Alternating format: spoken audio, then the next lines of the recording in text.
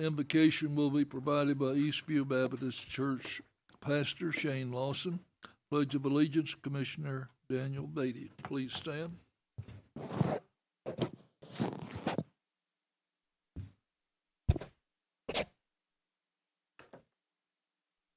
Let's pray.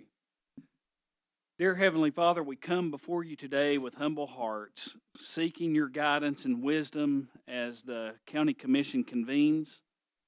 Lord, today I pray that you grant all the commissioners discernment in making decisions that benefit all the residents of Bradley County, Lord, that will uphold justice and promote harmony within our community. And may your light, Lord, illuminate their minds and inspire them to govern with integrity and even compassion.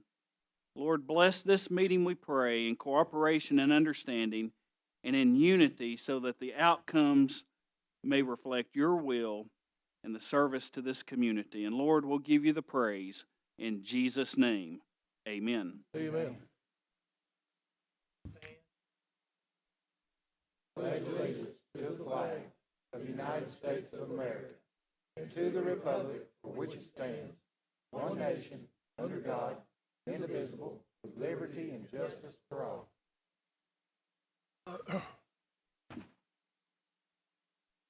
Thank you very much. We'll now go get receive the report from the county mayor, Mayor Davis. Thank you, Mr. Chairman. Nothing to report unless someone has something for me. It's all about the budget. Anyone have anything for the mayor? Thank you. We'll now go to reports from the committees and our districts. We'll start on our right with Commissioner Beatty, please. Everything's doing well in First District. Thank you, Commissioner Hughes. Mr. Chairman, I'd like to recognize Bradley County Planning Commissioner Chairman Richard Burnett. Yes, sir. Thank you, Mr. Chairman, and Mr. Commissioner Hughes, for allowing me to have a quick question of the commission, if I could, please. I'm Richard Burnett. My address is 5150 Dalton Pike, here in Cleveland, 6th District, Constable, and Senior Vice President Andrew Johnson Bank. I have a question. We have evidently coming back to the Planning Commission, a request to rezone or review the rezoning request on a scrapyard. And I have a question as to, we had already reviewed this. Nothing has changed with the property as it is, and why is it coming back to us? That's the question I have for the commission. Who wants to try to go ahead, Commissioner Blake? Guys, well, I made the motion to send it back, and it was based off of information I received that a second, excuse me, a second application had been submitted to, I guess, Mr. Wilson. I don't know how it gets to eventually the Planning Commission, but that was, and we thought, well, the second application has been submitted. One would think there's different information for you guys to consider, but it was always with the intent that if nothing happens with that second application with respect to what the Planning Commission decides to do, then we would come back and authorize Ms. Freiberg to proceed. So it was basically to give the last chance for this application process to be heard. But if I understand you correctly, a second ago, the applications are identical. That doesn't make any sense to me. We have looked at the original application for a scrapyard rezoning, and then we understand it was brought up as a recycling only, which is not correct. If you go there, I would hope that each of you have driven by there. It is actually a scrap yard where they have cars and things. A recycling center, as given to me earlier here, is an establishment, place of business, facility, or building that is maintained, operated, or used for storing, keeping, buying, selling of computers or parts, newspaper, used food or beverage containers for the purpose of converting those things. That's not what's going on in that. They're doing scrapping cars and things like that. And I appreciate the effort they were doing to help clean our community up. But as a planning commission, we're looking at this as it's not a recycling unit, it's a scrap yard, and there's requirements and restrictions Nothing has changed on that order, so I'm just confused as to why it's coming back to us. That's the reason why is that there was a second application that was, we didn't have any details on it. Okay. I guess we shouldn't make assumptions, but assumption was made that there's pertinent information that planning commission should, look into. That was pretty much it. And not to overdo it or anything, but just to let the planning commission take a look at that second application. I understand all the things you just said, and, you know, that's why you guys do what you do for us, is to look at all the details, the fine print and stuff like that.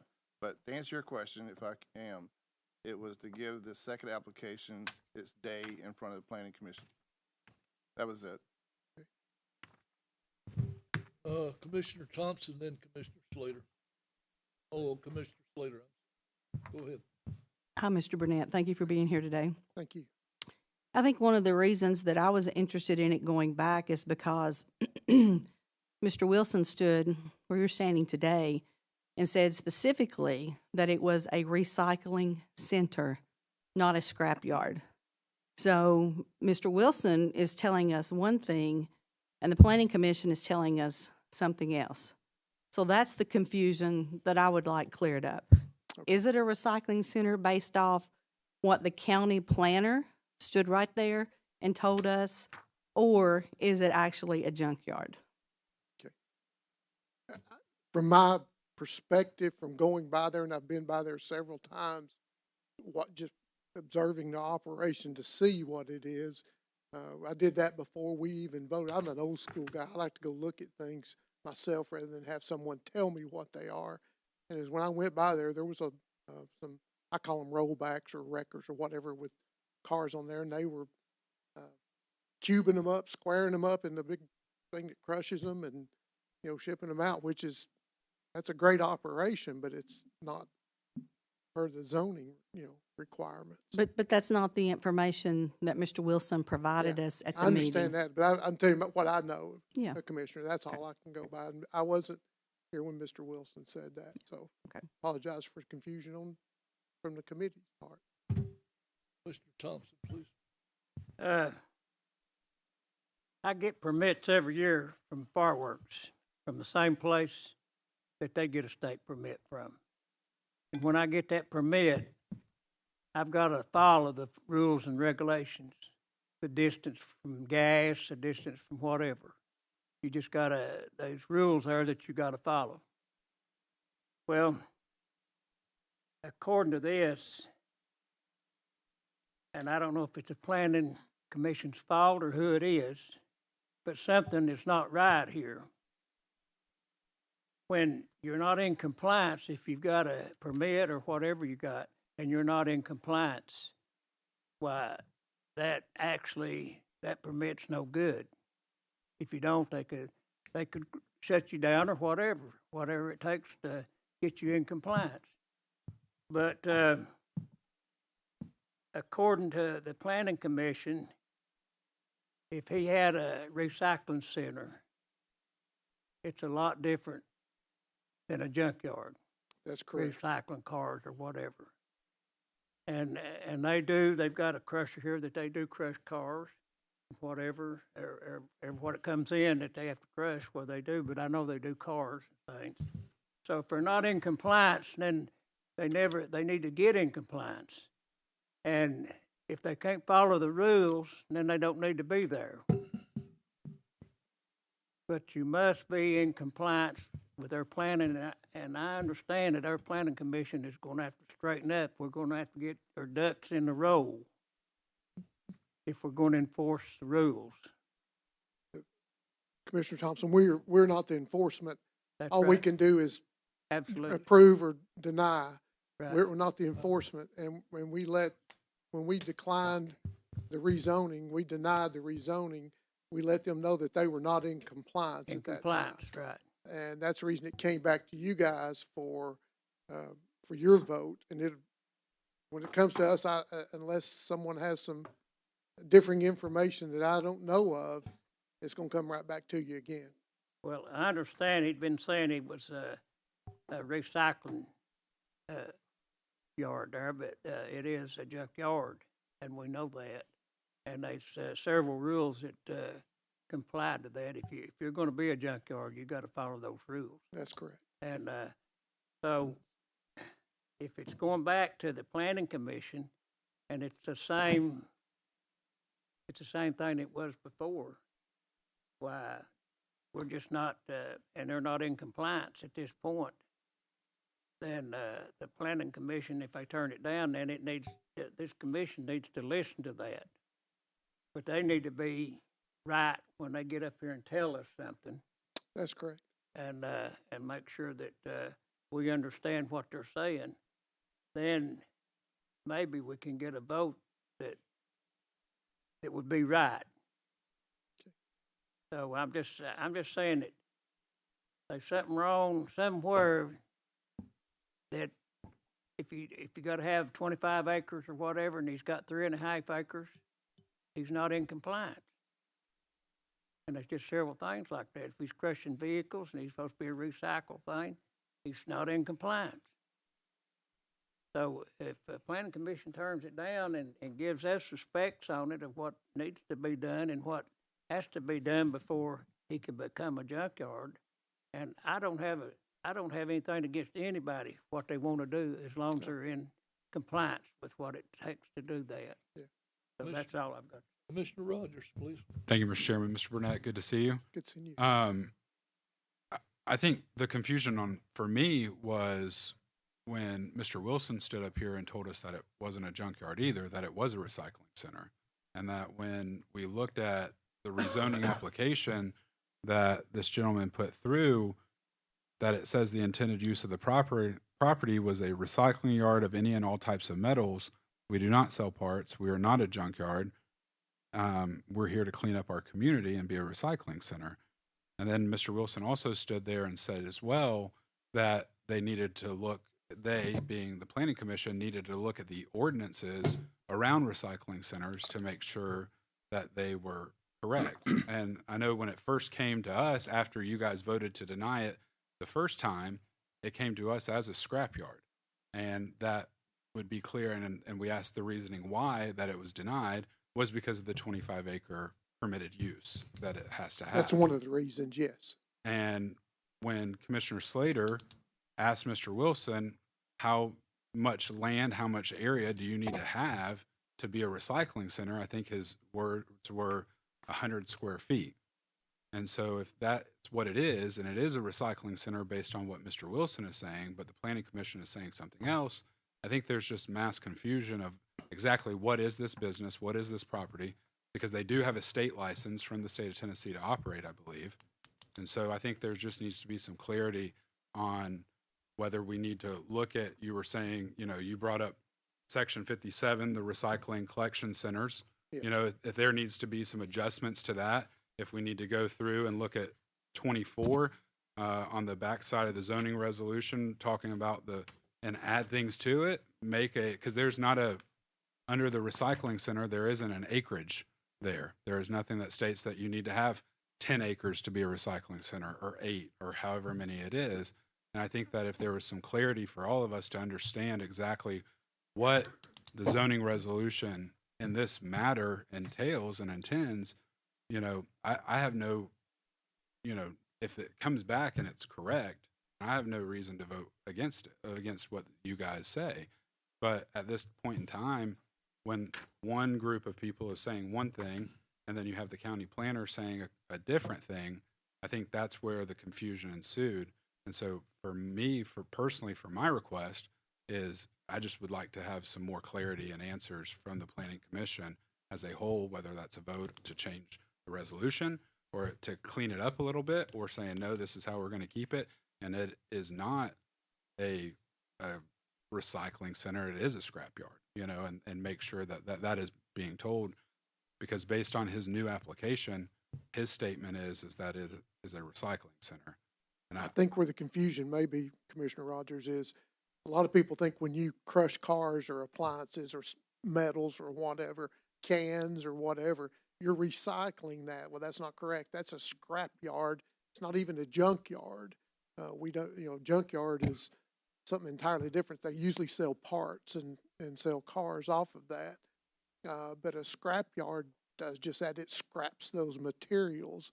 And if you look on that 24 Part C says mechanical processing of recyclable materials is prohibited on this site. Mhm. Well, we know that's not correct. Even Commissioner Thompson mentioned that of crushing cars. That would not be able to do that if it was true a recycling center plus what the materials you can accept as a recycling. I would love to see us have a true recycling center in the county myself. To my knowledge, we don't have one, unless someone can correct me on that. But I would love to have one, and if he wants to make that a true recycling center and shows that it is, and present a rezoning, request for that as a true recycling center, it would qualify if he did that where it talks about the materials he can accept. If Yeah. and just a question for clarity, and I might need to point this to the county planner as well. If this gentleman or any person Sure. was to say take washing machines and break them down by hand, or if they were to take old computers and break them down by hand and not using machinery, would they be in compliance?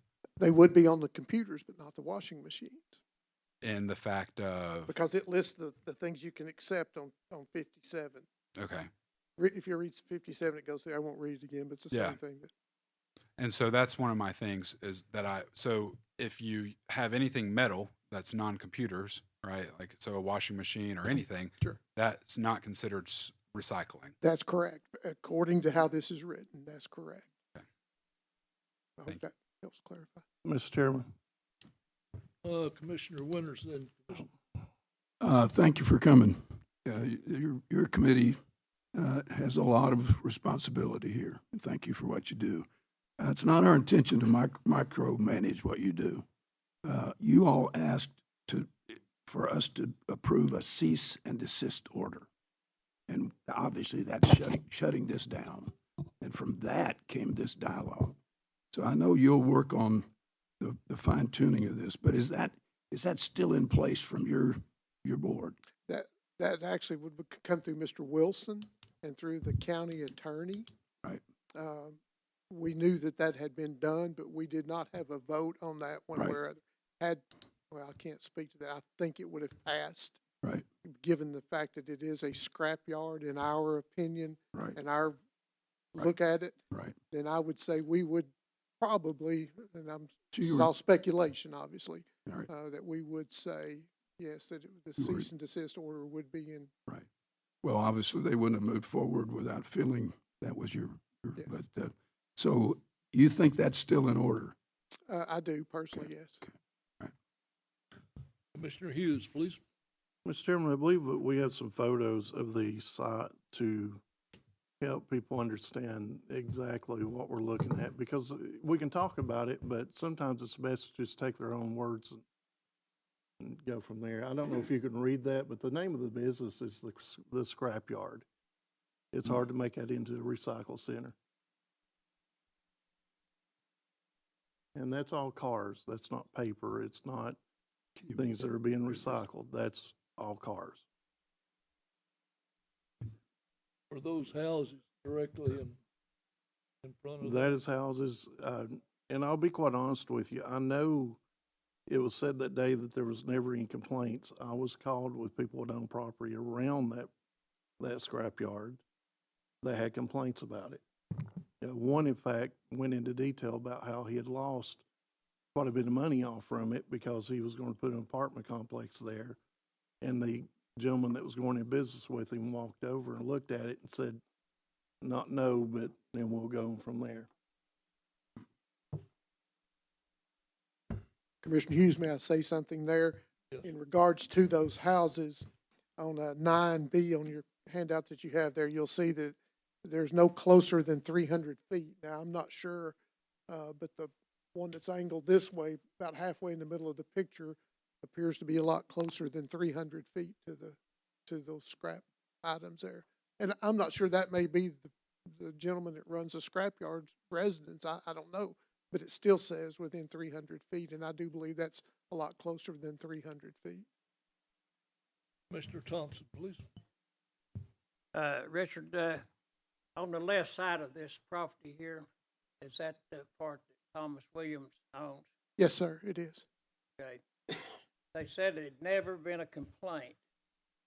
Thomas Williams said he came here and complained it to the mayor. I'll let the mayor, he wants to say something to that, but that, they said there'd never been no complaints, but anyway, that was one of the complaints that I know that he told me, face to face, that he did come and complain about it, so. Anyone else have any questions for Richard? Sir, we appreciate your Thank you for comments your and time. I appreciate your participation. help. Please get with the county planner and let's get on the same sheet. Yes, sir. Thank you for your time. Thank you all. All right, we were with Commissioner Hughes at the time. Mr. Chairman, I was in this was saying the resolution that was trying to be passed was the next step to what was the next step we had in zoning. It was the only step left. I think the chairman, Mr. Burnett, was trying to mention that we, as a planning commission, I don't know what they're going to be discussing if there's no changes. It was the reason I asked that question that day. Has there been any changes? And the answer was no. With that, I am done. Okay. We'll go now to Commissioner Alford. Second district's doing well, sir. Commissioner Blake. Thank you, Mr. Chairman. The Finance Committee met last week and reviewed the mayor's budget proposal and final budget amendments. We have minimal changes to the mayor's proposal this year. We discussed a slightly increase to the beer board compensation. Rather than including it in the Finance Committee budget proposal, we will submit a resolution and amendment in July to increase their compensation and amend the budget. We included our proposal of $1,000 increase the county commission budget as a result of employee receiving the certified county financial officer certification. We removed $3,850 from the trustees' budget and agreed to cover the needed expense in the art funds of the same amount. Mr. Chairman, I placed on the June 17th, 2024 voting session agenda a motion to approve the fiscal year 2023-2024 final budget amendments and a motion to approve the Finance Committee's recommendation budget document. So there'll be two different motions. So done. Final budget amendments and the finance recommendation. Is that Also, all? Go ahead. Also, Mr. Chairman, we moved the July 1 to June 28th at noon in order to have the budget approved prior to July 1, 2024. I placed on the June 28th voting session agenda a resolution fixing the tax levy for Bradley County, Tennessee for fiscal year starting July 1, 2024. Also, I placed on the June 28th voting session agenda a resolution making appropriations for various funds, departments, institutions, offices, and agencies of Bradley County, Tennessee for fiscal year beginning July 1, 2024 and ending in June 30th, 2025. Also, I placed on the June 28th voting session agenda resolution fixing the fire tax levy of the county fire districts for Bradley County for fiscal year beginning on July 1st, 2024, ending on June 30th, 2025.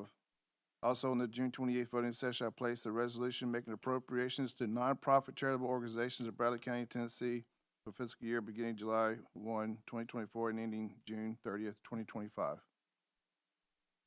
And that will fulfill our obligation to set the tax rate and pass a balanced budget. Other than that, all's well in the third district. Thank you, Mr. Chairman. Thank you. Just a second. Go ahead, Island. Sir. Commissioner Island. I asked you before, I believe, if we couldn't take the animal shelter out and vote on it separate in the budget. Can we do that? I apologize. Can you say that again for me? The animal shelter, Oh, I asked if it could be took out of the budget and voted on separately. I believe you would have to make a motion to do just that one. I make the motion and get a second, and is that right, Mr. Chair? Or if he wants to change one particular account. I believe a substitute motion. I'm requesting that as a commissioner, that you take that out of there and vote on it separately. Now, can I do that or not, or do you have to vote on it? I'm presenting the finance recommendation that was the 5-0. I'm not able to change what they voted on. So they voted a package that included that. I believe, and Lori or someone else can correct me if I'm wrong. They voted, the finance committee voted 5-0 for this recommendation to the full commission. I can't just on my own change anything, but I believe you obviously can make a substitute motion after a motion's been made and seconded to do whatever you want. Well, I'll do that then. I can always. But you understand, finance made a recommendation 5-0. Commissioner Winters, Commissioner Slater, Commissioner Mason, and Commissioner Alford. I don't think they'd be too happy if I all of a sudden change things. Well, I'm really upset. I had a constituent out my way that called over there the other day, had 3 kittens, and he said, I'll bring them over to you. And they said, we can't take them. And they wouldn't take them. Now, I'm tired of paying $250,000 or what we're going to pay this year for a service, and we're not getting no service out of it at all. We're not getting no animal control. All we're getting is if you got something that you want to take over there and you can, why, I'm sure that, well, at this point, why they wouldn't even take those. So we're not getting anything out of them. Commissioner Thompson, Mayor, you correct me if I'm wrong, but I think what was in the mayor's proposal is adhering to the contract that we agreed to. So I think it's a contractual thing that we would have to look at as well if we changed anything. But Mayor, I don't know, what you put in there is per the contract. Right. Well, it looks to me like when this contract up, we need to look at something else. Because if we're not going to take animals, if you got animals out there and want to take them over there, they're supposed to accept them. I thought that's part of the contract. Well, I don't care if they ain't got room. Why? They know how to make room. Yes. Mr. Mayor, are we not under a 4-year contract with the SPCA? 3 more years. 3 more years. Thank you. Anybody else? We'll now move to Commissioner. Go ahead. The contract states that either party has 90 days to notify the other party. So what Mr. Thompson's talking about is taking that one part out of it. If you don't like that one part, you vote against the whole budget. Is that what you're saying? You vote no on the whole budget? Well, we can't do anything anyway until Mr. Chairman, yes. I would suggest, since we have a contract, that you approve the budget with that in there. If you have 8 votes to cancel the contract then after that, and that passes with 8 votes, then we'll cancel the contract, but don't let it interfere with the budget process at this point. But I'm telling you, getting a complaint when they're full versus not having anything to do for a shelter, you're going to find out what it's really like. We did that once, and we got more calls than we've ever gotten on anything when we had no shelter. Right now, we have a shelter that's lacking in space because they've not been able to build like they planned, and they're still working on it. But again, if you've got 8 votes to cancel the contract, you can cancel it at that time. You're going to have, as he said, 90 days, I assume is correct. 90 days goes into the new budget. But if you want to put them on notice with 8 votes that you want to cancel the contract, we still need the budget for July 1st. So approve the budget, get your 8 votes if you got them, and then cancel the contract if you'd like. Is that all right? Yeah, I understand that, and I appreciate that answer. But I think that this is something we need to look at, because I don't think we're getting our money's worth, I'll put it that way, out of what we got over there now. So, but we'll do what we have to do until it comes to either getting out of the contract or their contract is up. Okay, we'll move along to Commissioner Collins, please. Thank you. All is well in the third. I have nothing to report. Thank you. Commissioner Winters. Thank you, Mr. Chairman. Just have current information to share. There is dialogue between the county, the mayor's office and us with Cleveland State to look at the scholarship program for EMS to be expanded. And it's an ongoing discussion at this point, and we'll have hopefully good news to share within the next few weeks. Thank you. Thank you. Commissioner Gilbert, please. I have nothing. Commissioner Thompson. I've said enough. Commissioner Goins. Fifth District's doing well except for Inman Street. That's all I have. Commissioner Slater. Thank you, Mr. Chairman. I have nothing to report today. Commissioner Mason. All's well in the sixth. Thank you. Commissioner Ledford. All's well in the sixth. Thank you. Commissioner Rogers. Thank you, Mr. Chairman. The EMS committee met last week and were updated on all the things EMS. Through May, the department has collected $5,339,500, which is well over their $4.5 million projection on the year. The department reported a number of equipment upgrades, with more coming in the 24-25 budget. So I hope you will please vote on the budget, including a transport vent machine, Lucas devices for CPR compressions, new slide boards, trauma bags, new computers, a new commander vehicle, a repaired trailer, and a new 1,000-gallon gas tank at the Paul Huff Station. We also learned ARP funds are earmarked for a new ambulance in 2025. The staffing is currently good at the department, with hopes to unfreeze a position or two in future budgets. The committee encouraged Interim Director Lewis to undertake a salary study to assess our competitiveness in the industry. As Mr. Commissioner Winters just mentioned, Bradley County has partnered with Cleveland State a few years ago to provide education to some of our employees desirous of earning their paramedic rank. And we are currently in talks of negotiating that, and I do appreciate, after that meeting, speaking with Commissioner Winters and him kind of spearheading that for us. The committee also encouraged Director Lewis to undertake a study considering the establishment of a nominal non-emergency fee. The meeting, while lengthy, was very productive. Thanks to Director Lewis for his willingness to step in and for his efforts to improve the department on his watch. We appreciate you, appreciate your staff, which I think was probably one of the largest staff meetings and EMS committee meetings we've had. I think there's probably about 17 or 18 people from EMS there. So, and I appreciate all of you who were at that meeting as well. With that, Mr. Chairman, that is all I have today. Thank you very much. We'll now move to the agenda items. Agenda item A, Commissioner Milam Blake. Thank you, Mr. Chairman. Per the budget calendar, today is the time for elected officials and or department heads to appeal the finance recommendations. So at this time, if you would recognize any elected official or department head who wishes to appeal, that would be per the budget calendar. Is there anyone here that would like to appeal the budget? Yes, please. Step up to the microphone. Give your name, please.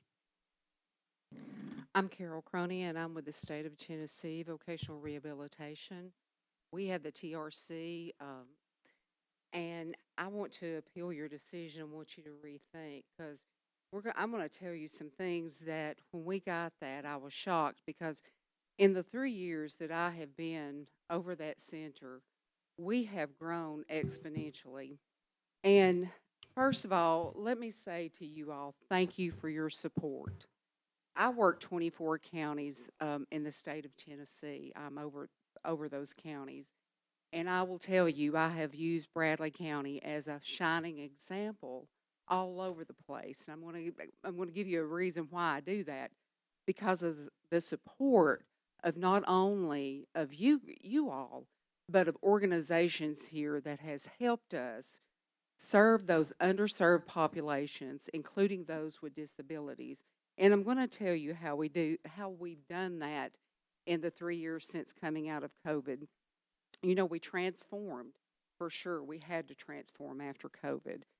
And the support that we came into that center, we knew we had to think differently. We were going to have to partner with local organizations and make this work for our folks that have those disabilities. And that's what we've done. I think some of our successes, and probably you don't even know this, due to the success here in Bradley County, we have now been able to open one in Hamilton County. They actually came up here, saw what we were doing here, and said, look, we need one in Hamilton County that can serve Hamilton County and those little towns and counties that are up north. And that made me proud because of the support that you all have given us, not only you all, but the churches in the community. Some of the successes that we've had, and I want to go over this because I think it's important. And you, right now, I have 12 young folks in that center for a community summer camp. These are young folks that have disabilities. We have this state trooper there with his big semi, letting these young folks experience things that others experience, but if it wasn't for us, it probably wouldn't be happening. Not only that, we have over 300 people that we serve out of that center. Now, that doesn't sound like a lot, but when you're dealing with people with disabilities, that is quite a few people. We've also partnered with City Fields, and they're here with us today. We've partnered with them on some things that I think are innovative. One of them has been our foster youth program. We just graduated 10 foster youth that are going to be leaving out of the foster youth care program. Now, we all know when they leave foster youth that a lot of times they're just out there. They have no support. They have not the tools to be successful in life. And due to that program and our partnership with City Fields, we were able to do that, and we'll continue to partner with City Fields. We also have a partnership with them where we do the forklift training there. That's not only provided to those with disabilities, but for the community, because we went to employers, we said, what is it, some of the things that you might need. We're also in talks with Cleveland State as well. They're on our board. We're looking at a construction program to put in the back of that building. There's a lot of things. And again, I want to say thank you for all the support all these years. But to cut us completely out of your budget, I wish that, that you would reconsider, because what that does, what you give us, and let me read this to you. The Bradley County helps provide services in the community, but the 30% that we ask you of our budget allows us to draw 70% federal funds. So if there's no dollars there for us, there's not going to be any federal dollars as well. So are we going to quit and go home? No, but it's so much more easier if we have that community support. And like I said, we run these summer camps. I wish y'all would drop by at some point in time just to say, we want to see what's going on over here.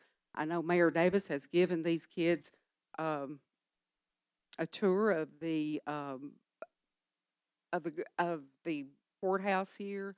I know that we go around to the community, but there's one thing in order to stretch our dollars. Another thing that I'd like to say that we've done, we have looked at merging our what we call our business service unit with us, the community service unit. And what that allows for us to do is to work more closely, hand in hand, getting these young folks jobs, not only summer jobs, because we do that, but we also help them get long-term jobs. We help them go to college. We help them with transportation.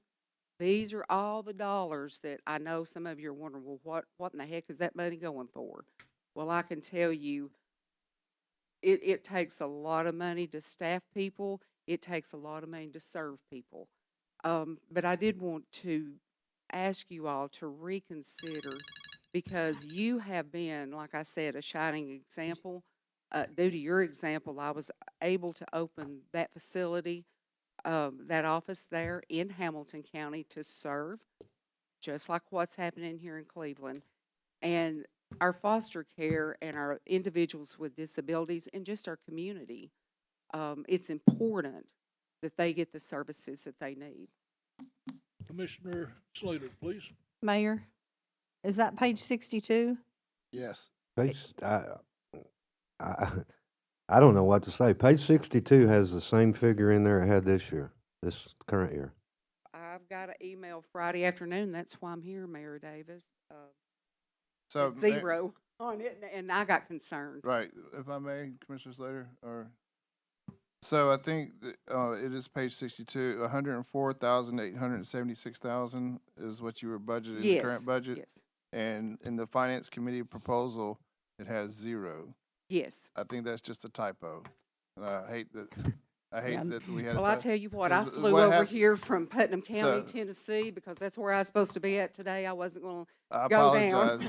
I without apologize. advocating for my customers. Please accept my sincere apology.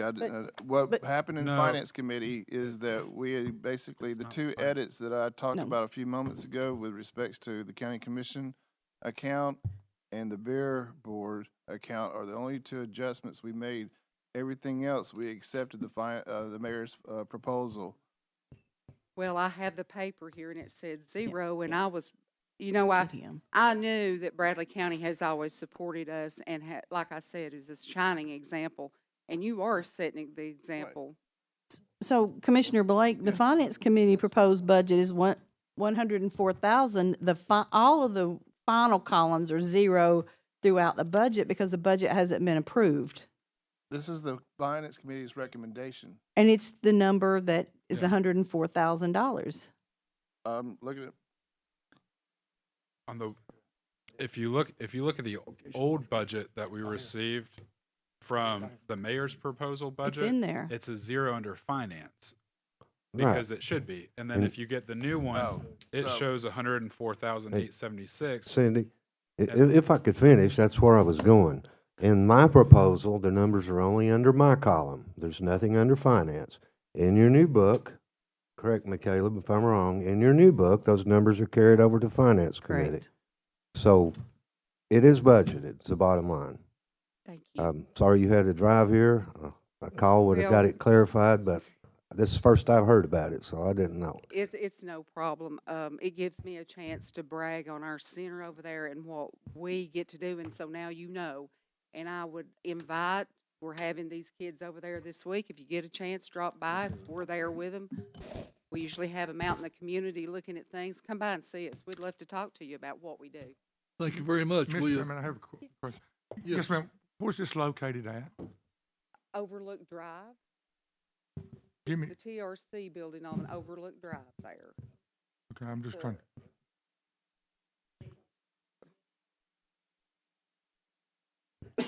Okay, Yeah. thank you. Okay, thank you. I can give you I just always know when I put it in my GPS Overlook Drive because I've drove it so much I don't even think about it. We but we I wanna appreciate thank your you. kind words, and we'll try our best to come by and visit. Please do. All right. We encourage you to, and I thank you. Thank you, Mayor. Thank you. We're thrilled you made a visit to Cleveland for 104th.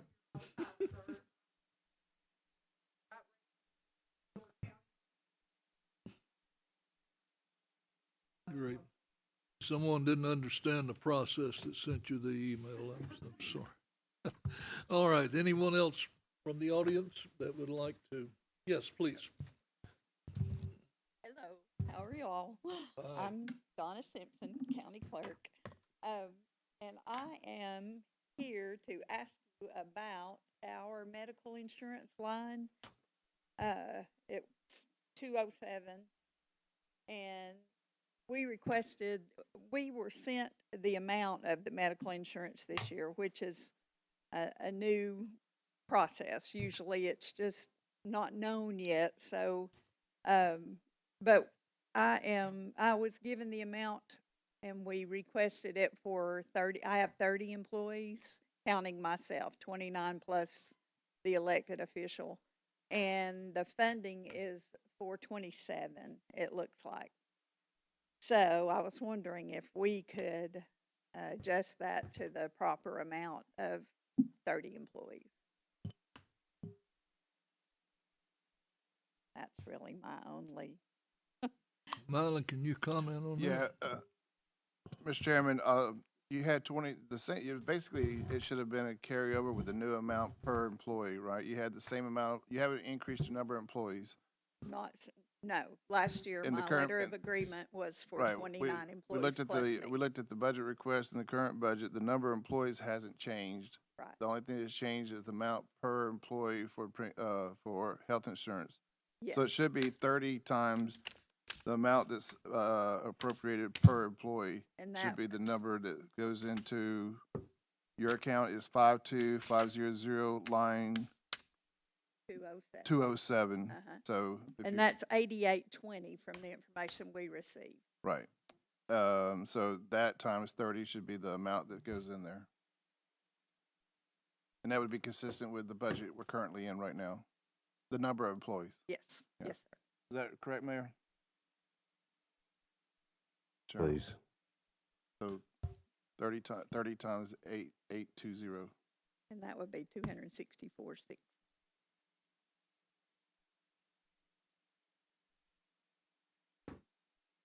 It would be 277.80 with the new rate that we're proposing. The one question I have though is we've also got money in the retirement line. So I'm wondering, should we budget 29 plus the one in retirement? Is there someone already retired?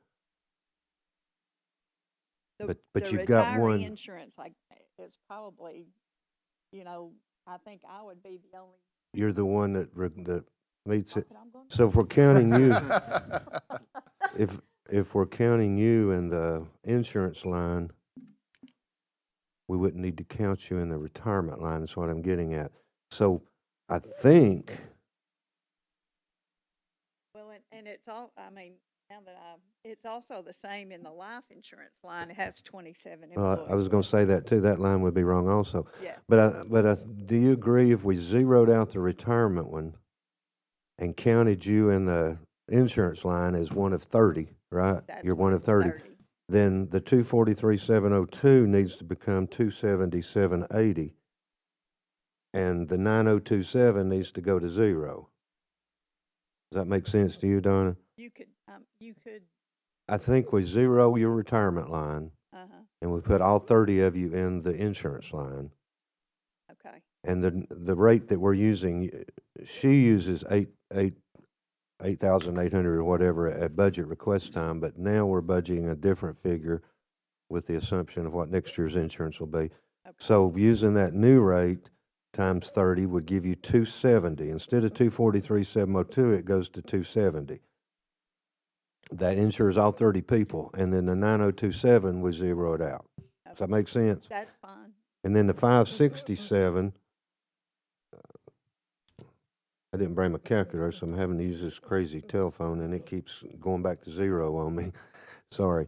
The 567 would be 30 times 21, so 567 needs to be 630. Okay. Right. And those 27s in parentheses need to be changed to 30. That's right. Does that all that make sense? But you're agreeing with it, right, Donna? Yes. So at the end of the day, the 9027 goes to zero, the 567 goes to 630, and the 243,702 goes to 277.80. And the main thing, Caleb, you got all three changes, right? So he'll plug that in. You don't have your computer with you, and that'll give you a new total down there, and then that will change your page 7 somewhat also. But you don't need to vote on that. I'll have those changes made on that page and slide it in your book that you got today, okay? We'll treat that as a correction, is what I'm saying. Okay. Thank you very much. Thanks, Don. And for the record, I like looking at y'all better from down here than up here. Thank you. All right. Do we have anyone else in the audience that would like to discuss their budget? Going back, anything else, Commissioner Blake? No, Mr. Chairman, I believe that's the end of the appeal process. Next step after appeals is the vote on the budget, the 4 resolutions that we adopt on June 28th, correct me, Mayor? The mayor has to do some newspaper stuff, but other than that, for us, it's voting into this budget on the last day of June. That's great. That completes the agenda items. We'll now move to communication from the audience. I'll recognize and allow 5 minutes to anyone that wishes to speak. Is there anyone that would like to speak? Yes. While Dan's coming up, I'd like to welcome the Director of Schools. I'm sorry I didn't pick it up sooner. Go ahead, sir. Hope everyone's doing well. Just a couple things. You guys must have done a pretty good job on the budget because that's one of the shortest appeals things I've ever seen. So, does anyone here know what OSINT is? That's open source intelligence. In other words, it's readily available through research in open documents. I've got something that I'm going to send to you. I'll send it to Lawyer and allow her to forward this to you. I think you'll find it very interesting. And this is an individual who's involved in some of the groups that we're involved in that accessed a online training meeting for a Marxist group that is, that they don't call themselves that, of course, but they're calling this the Summer of Heat. And we waited just a little bit because the way this thing came out, but I recommend you watch this. You may, the person leading the conversation, you may find some things in there a little bit rough, but you need to follow through, especially when you get the individuals who are running the meeting and planning the meeting, okay, and putting this together. We have seen that this is absolutely true because one of the events happened Saturday in Washington, D.C. as part of this situation. And although there's not anything that understand this is the main plan, but there's also extensions of that plan also. So, and I guess my concern is that I don't know. I'm sure y'all remember 4 years ago in the situation that had with the challenging of private property and the bringing in of Marxists and and trying to force the community to adhere to what they believe the community should adhere to, and that includes BLM and Antifa and all that clown show that was here. And so this is a possibility that this will reappear because this is part of an affiliation of this same group. You don't have to take my word for it, but once you watch this, I think you'll recognize that, these people did not know that they were being, that the meeting had been infiltrated. So you need to watch it. You notice, and there's a typical sort of a communist slant to this whole thing because everything that they say, is perpetrated on anyone that is an objection to their being exposed as a racist, which, racism is a communist term, implemented by Trotsky to shut down conversation. So anymore, racist doesn't really mean anything. It's just a term used to try to quell dissent and any objection to whatever that organization is perpetrating, and generally the person using the term. The other problem is that on top of that, we also have this illegal alien, criminal alien invasion, that's transpiring, and these things are showing up on top of this. So now you have a kind of a magnitude forward sort of problem, and I think that it needs to be aware of it. I'm going to send you this. I'm going to send it to Lori and allow Lori to transfer this to you, and you guys do what you want with it. I'm going to make this available. I think it's pretty eye-opening when you see what's going on, especially if you're in law enforcement.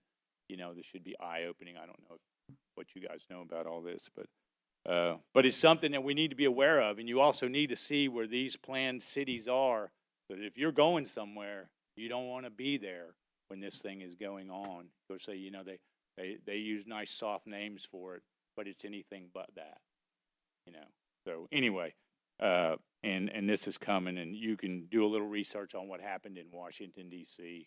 on Saturday, and that was the first event of this group of events. So anyway, I thought I'd give that to you and let you know, and so you can be informed. Appreciate it. Thank you.